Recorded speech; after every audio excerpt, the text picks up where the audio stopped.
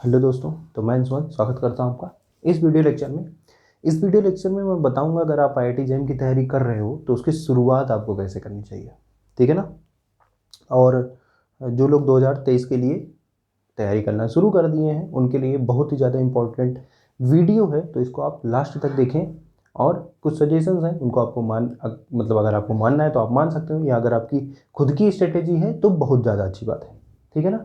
तो बिगनिंग कैसे करनी चाहिए, पहली बात तो आपके मन में ये जरूर आना चाहिए कि मुझे अगर आईआईटी करनी है तो क्यों करनी है, ठीक है ना। मुझे अगर आईआईटी करनी है तो मुझे उसके उसके जगह कोई भी कंप्रोमाइज़ नहीं चाहिए। मतलब ये नहीं सोचना है शुरू से ही कि अरे यार आईआईटी नहीं मिलेगी तो कोई सेंट्रल यूनिवर्सिटी तो मिल ही जाएगी, ये सोचना ही नहीं है। अगर आपको पहले से तैयारी शुरू कर रहे हो तो आपको हमेशा से ये सोचना है कि आईआईटी ही चाहिए, मुझे मुझे कोई कुछ नहीं चाहिए, सिर्फ आईआईटी चाहिए, ठीक है। तब फिर तैयारी आपको आगे शुरू करनी है। अभी शुरू कैसे करेंगे तैयारी उसका आप देखिए, मैं बता रहा हूँ, ठीक है।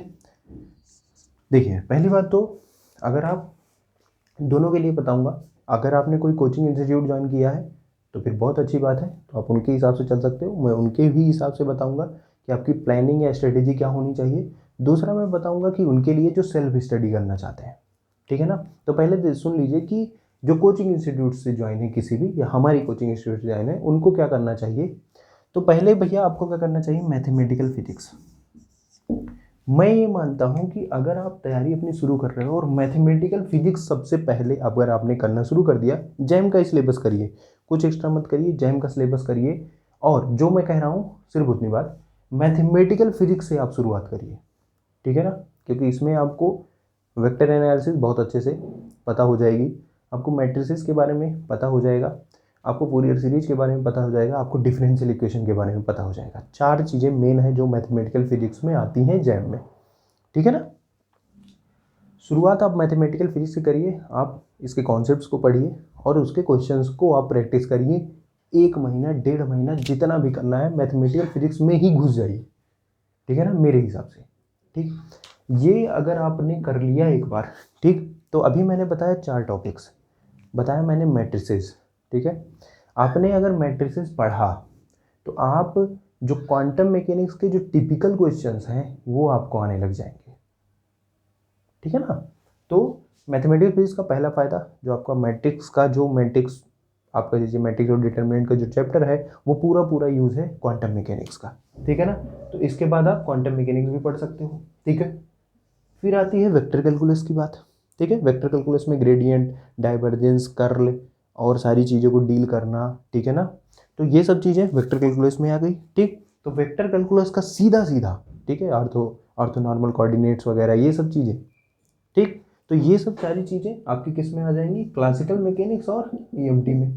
सबसे ज़्यादा आपको यूज यहाँ पे मिलेगा क्योंकि इसमें ही आपको वॉल्यूम इंटीग्रल, सरफेस इंटीग्रल, ठीक है, लाइन इंटीग्रल, ये सब आप मैथमेटिकल फिजिक्स में सीख लोगे, ठीक है, क्योंकि वेक्टर कैलकुलस में ही आता है ये सब, ठीक। तो वेक्टर कैलकुलस, क्लासिकल मैकेनिक्स और ईएमटी इन दोनों में डायरेक्टली यूज है, तो आप इसके बाद ये भी शुरू कर सकते हो, इन दोनों में से कोई भी, ठीक है। फिर उसके बाद क्या आती है, फोरियर सीरीज। फोरियर सीरीज का अब मैं बहुत ज़्यादा तो नहीं है इसका यूज, लेकिन आप फोरियर सीरीज एक अलग मान सकते हो कि मैथमेटिकल फिजिक्स का है।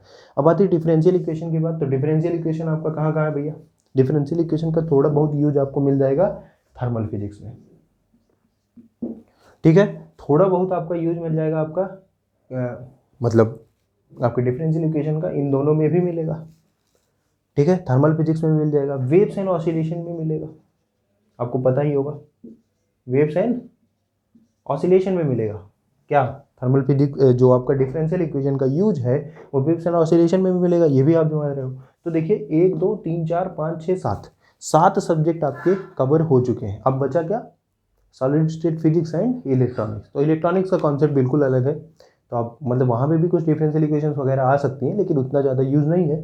तो आप सॉलिड स्टेट फिजिक्स और इलेक्ट्रॉनिक्स बचा तो आप उसको लास्ट में कर सकते हो, ठीक है, ठीक है भाई साहब।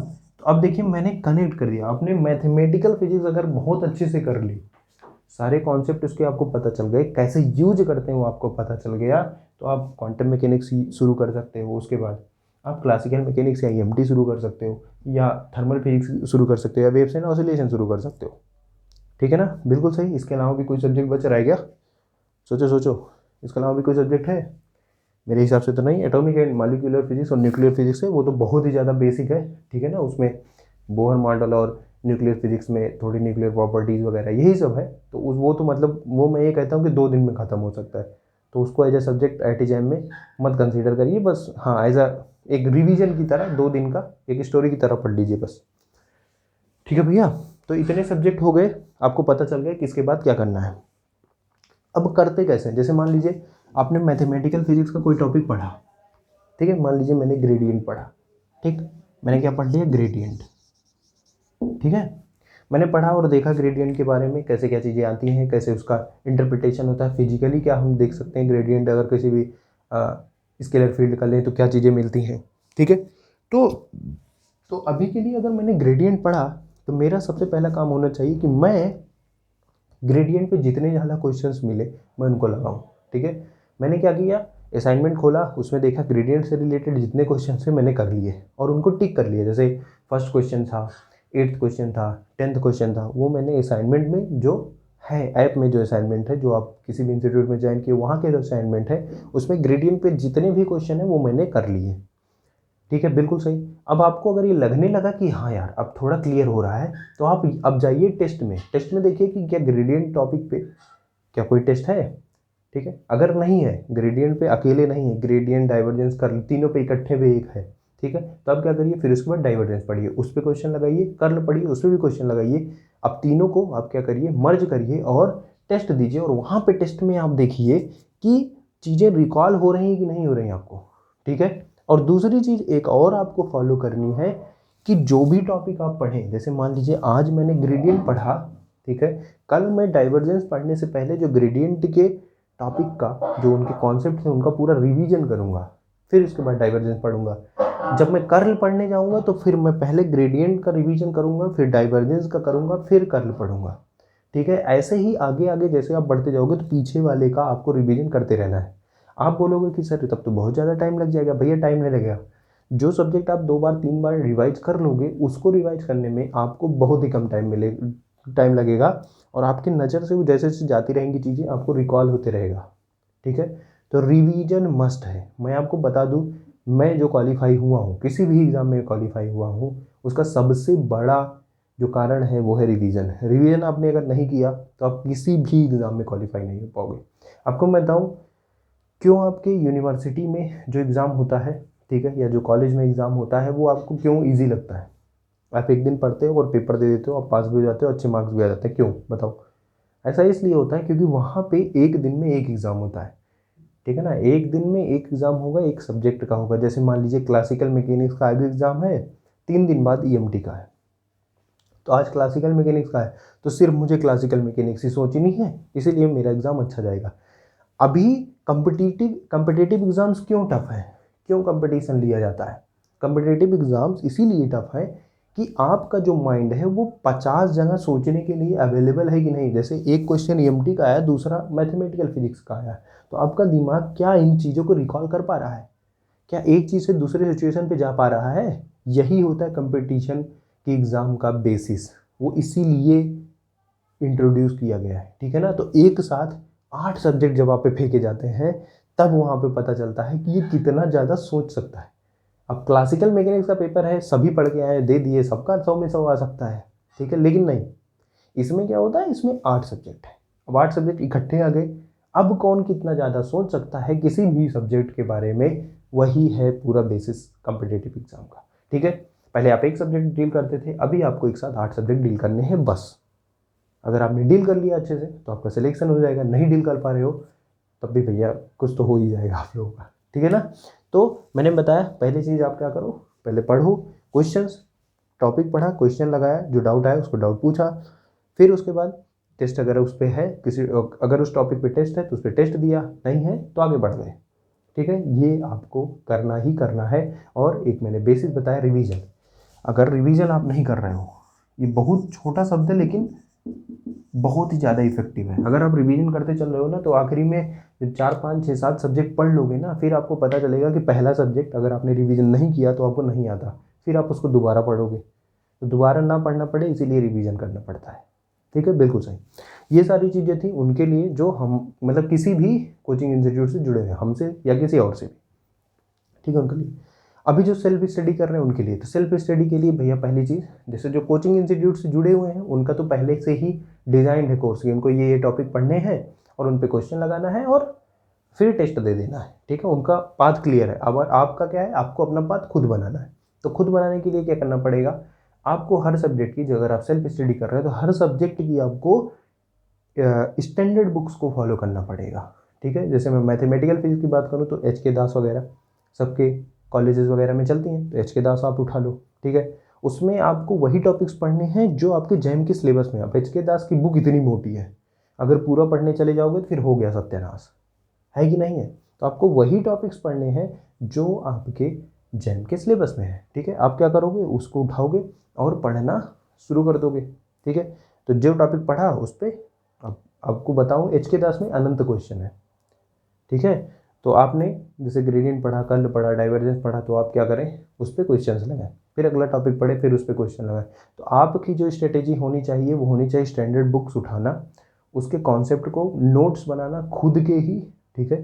ये नहीं है कि पूरा पूरा बुक का ही लैंग्वेज लिखना, अपनी लैंग्वेज में जो आपको समझ में आ रहा है उसको लिखना, और उससे रिलेटेड जितने भी क्वेश्चन आपको उस बुक में मिल रहे हैं उसको सॉल्व करना। मैथमेटिकल फिजिक्स है, जैसे मैं अब बात करूँ कि इलेक्ट्रोमैग्नेटिक थ्योरी, तो इलेक्ट्रोमैग्नेटिक थ्योरी में अगर आपको मैं बात करूँ तो पहली बात तो बेसिक बुक के लिए मैं बताता हूँ कि सबसे पहले जिन्होंने शुरुआत की ही नहीं है, जो शुरुआत अभी करना सीख रहे हैं, उनको नहीं आता EMT कैसे पढ़ें, क्लासिकल कैसे पढ़ें, उनके लिए सबसे पहला मेरा जो सजेशन होता है वो होता है HC वर्मा सर का। HC वर्मा सर की वो जो बुक है उसको आपको उठानी है। जो जो टॉपिक्स आपके जैम में है, जैसे न्यूटन लॉ ऑफ मोशन है, तो आप न्यूटन लॉ ऑफ मोशन पहले आप HC वर्मा सर की बुक से करें, फिर उसके बाद आप स्टैंडर्ड पे जाएँ। इलेक्ट्रिक फील्ड हो गया, मैग्नेटिक फील्ड हो गया, इस पर बहुत अच्छे उम्दा उम्दा क्वेश्चन है किसमें, HC वर्मा सर की बुक में। आप उसको करें पहले, फिर उसके बाद आप आगे बढ़ें, ठीक है ना। तो और हाँ, ये हो गई दूसरी कैटेगरी, जिनको स्टैंडर्ड बुक्स फॉलो करने हैं, उनके क्वेश्चंस लगाने हैं और रिवीजन करना है। आपको भी रिवीजन अगर आप नहीं करोगे तो सिलेक्शन नहीं होगा, ठीक है ना। ये आपको ईमानदारी दिखानी पड़ेगी। और जो सेल्फ स्टडी करते हैं उनके लिए सबसे बड़ा जो फैक्टर आता है वो ऑनेस्टी का आता है, क्योंकि उनको हर दूसरे दिन, 5वें दिन, 10वें दिन ये ज़रूर लगने लगता है कि अभी बहुत टाइम है और मैं कर लूँगा, ठीक है। लेकिन यहाँ पे जो ज्वाइंट होते हैं उनका ये रहता है, क्योंकि बच्चे जो है एक साथ एक ग्रुप में है, वहाँ वो डिस्कस कर रहे हैं, तो उनको खुद ही लगने लग जाता है कि मैं पीछे हूँ, क्योंकि अगला बच्चा कहीं का टॉपिक का क्वेश्चन पूछ रहा है, मैं तो वहाँ पहुँचा ही नहीं हूँ, ठीक है। तो वहाँ पे कंपटीशन का थोड़ा माहौल बनता है, ठीक। अगर आप सेल्फ स्टडी कर रहे हो तो आपको कंपटीशन खुद से करना पड़ेगा कि कल मैंने अगर ये किया था, आज मैं ये करूँगा ही करूँगा, वरना मैं बेहतर नहीं हो पाऊँगा, ठीक है। अब हो गई ये दो कैटेगरी की बात। अब बात करते हैं तीसरी कैटेगरी, जो कि है जिनको ना EMT का आइडिया है, ना क्लासिकल का आइडिया है, ना क्वांटम का आइडिया, ना मैथमेटिकल का आइडिया। वो क्या करें, उनको शुरुआत कैसे करनी चाहिए। तो जैसे मैंने बताया, मैथमेटिकल फिजिक्स सबसे पहले आपको यही पढ़नी है, कुछ नहीं, आपको कोई बेस नहीं है, मैथमेटिकल फिजिक्स करना शुरू करो, ठीक है। उसके क्वेश्चन लगाओ, बेसिक क्वेश्चन एकदम लगाओ, ठीक है। जैसे मान लो अगर मैं ग्रेडियंट पढ़ रहा हूँ, तो ग्रेडियंट ऐसा नहीं है कि सीधा मैं खतरनाक वाले पार्ट पे चला जाऊँ, ठीक है। सीधा आप कोई एक स्केलर फील्ड ले लो, x² + y + z, ठीक है। ऐसी कोई स्केलर फील्ड, इसका ग्रेडियंट निकाल दिया, ठीक है, और इससे फिर फिजिकल इंटरप्रिटेशन वगैरह निकाला। ये सब करिए, एकदम बेसिक से चलिए, मैथमेटिकल फिजिक्स शुरू करिए और एकदम बेसिक से। अभी मैथमेटिकल फिजिक्स हो गया तो क्या उठाया जाए, मैथमेटिकल फिजिक्स हो गया तो आपको उठानी चाहिए क्लासिकल मैकेनिक्स, जिसको कोई भी, मतलब जिसको आइडिया ही नहीं है कि how to solve F=ma, like me. मुझे भी नहीं पता था कि कैसे हम लोग F=ma पे सवाल लगाते हैं। तो मैंने सबसे पहला जो मेरा सब्जेक्ट था, पहले मैंने मैथमेटिकल फिजिक्स किया, फिर उसके बाद मैंने क्लासिकल मैकेनिक्स किया। क्लासिकल मैकेनिक्स बहुत क्लासिकल है, ठीक है ना, बहुत अच्छी है अगर आपको आने लग जाए। बोर भी बहुत होते हैं लोग, क्योंकि एक क्वेश्चन, दो क्वेश्चन नहीं आया तो बस खत्म, फिर उनको लगता है यार अब जीवन ही खत्म है मेरा, मैं क्यों ही तैयारी कर रहा हूँ। लेकिन नहीं, ऐसा नहीं है। मैथमेटिकल फिजिक्स पढ़ा, क्लासिकल मैकेनिक्स शुरू किया। क्लासिकल मैकेनिक्स में Newton law of motion, friction, work energy, ये सब चीज़ें मैंने की, किससे की, HC वर्मा सर की बुक से। तो आप क्या करो, मैथमेटिकल फिजिक्स पढ़ो, और क्लासिकल मैकेनिक्स अगर आपका कोई बेस है ही नहीं तो शुरू करो 12th से, शर्माना बंद करो। ये नहीं है कि मैं यार BSc कर लिया हूँ और कैसे मैं 12th की बुक पढ़ सकता हूँ। बेइज्जती तब होगी आपकी जब कोई बच्चा आएगा 12th क्लास का और कहेगा भैया ये वाला कॉन्सेप्ट बता दो, ये वाला क्वेश्चन बता दो, और तब नहीं बता पाओगे, तब सबसे बड़ी बेइज्जती होगी। अभी तो खुद में ही बेइज्जत हो रहे हो, तब पूरे समाज में होगी, तब अच्छा लगेगा बहुत ज़्यादा। ठीक है ना। तो इसीलिए भैया लोग आपसे ये रिक्वेस्ट है मेरी, शरमाए ना, तैयारी अगर आप कर रहे हैं तो एकदम बॉटम से। आप ये मान लें कि मुझे कुछ नहीं आता, ठीक है, और आप शुरू करें एकदम बॉटम से, ठीक, वहाँ से उठना शुरू करें। और धीरे धीरे आप उठते हुए देखेंगे 4-6 महीने बाद, 10 महीने बाद कि आपको चीज़ें आने लगी हैं। ठीक है। कुछ बच्चे कहते हैं यार सर मैं इतना पढ़ लूँगा तो मैं क्वालिफाई हो जाऊँगा। भैया क्वालिफाई होने के लिए पढ़ ही क्यों रहे हो? सीखने के लिए पढ़ो ना, है कि नहीं है। क्वेश्चन का जो डर है, जैसे आपको मैं, कुछ बच्चे होंगे, मैं 50% 60% बच्चों का मैं ये गारंटी ले सकता हूँ कि उनको अगर मैं कह दूँ, कोई क्वेश्चन अगर क्लासिकल मैकेनिक्स का रख दूँ तो वो डर जाते हैं, क्वेश्चन देख के ही डर जाते हैं। ठीक है। वो कहेंगे नहीं सर यार ये सब नहीं हो पाएगा, पढ़ेंगे ही नहीं, वो डर जाएंगे। क्लासिकल मैकेनिक्स का है, वो डर निकालना है। वो जैसे ही डर निकल जाएगा ना तो आपका TIFR क्वालिफाई हो जाएगा। मैं लिख के दे सकता हूँ। TIFR एक हवा है, हवा मतलब समझ रहे हो ना, एक एक मतलब जैसे मैं कह दूं कि यार वहाँ पे भूत रहता है कुछ नहीं, ठीक है, लेकिन वहाँ पे भूत रहता है, ये मैं मान लूँ और अफवाह उड़ा दूँ एक। ठीक है ना। तो ये एक अफवाह है कि यार TIFR का पेपर बहुत कठिन होता है, कठिन होता ही नहीं। सिर्फ क्वेश्चन TIFR ऊपर लिख दिया गया, क्वेश्चन दे दिया गया, नहीं होगा। क्यों नहीं होगा? क्योंकि मेंटल सिचुएशन बन गई, TIFR का क्वेश्चन है तो खतरनाक ही होगा, वो ईजी हो ही नहीं सकता। ऐसा नहीं है भैया। TIFR का क्वेश्चन है, क्वेश्चन फेस करने से अगर आप नहीं डर रहे हो, 3-4 बार एक क्वेश्चन पढ़ो ना तो उससे काफ़ी चीज़ें पता चल जाती हैं।